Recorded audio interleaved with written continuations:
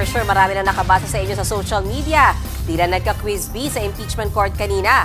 Ang category, Lourdes and Johnny, History. Next. Forte mo. At ang topic, mga alias.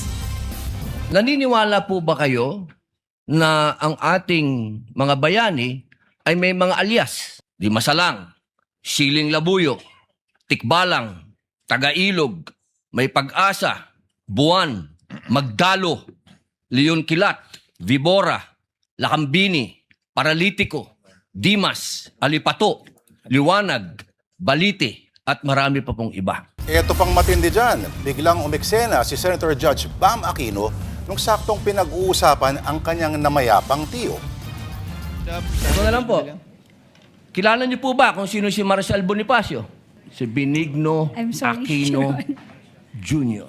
Si Ninoy. Siya mismo may alias. Tama po. Si Ninoy Aquino po ang kanyang alias ay Marcial Bonifacio. Oho, pero wala naman ho siyang confidential funds na Grabe naman yun. It's giving history with Lord... Ay, history with Robin naman pala sa impeachment court kanina. Diba? I think he was tama ba ako? Kung tama yung intindi ko dun sa nangyari.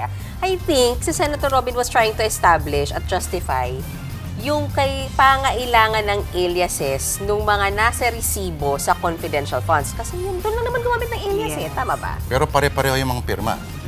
Ayun lang. Parang copy and paste nga daw, di ba? Oo. Pero parang ang pinupunto niya, di lang yung nasa confidential funds ang may alias, pati yung mga bayan at ibang personalidad may alias din naman. Parang ilang mga senador may alias din.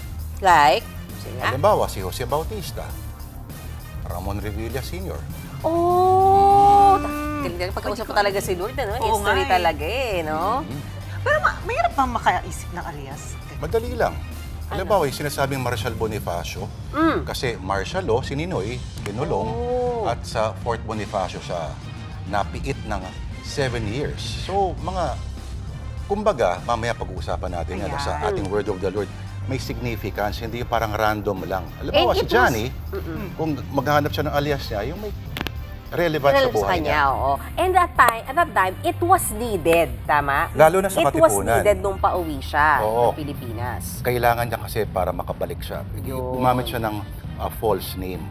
Kasi pinagbabawalan. Kasi sinabi sa kanya na hindi siya pwedeng bumalik, mayayari siya. Yun. Pero sa Katipunan nun, kailangan nilang gumamit ng alias kasi pag nakulong sila, talagang torture yun o kaya Patay. Oo, matter At of kanina life and parang caught off guard si Attorney May Divina Gracia doon. Hindi niya akalaing mapupunta sa aliases ng mga personalidad Kasi yung nga usapan.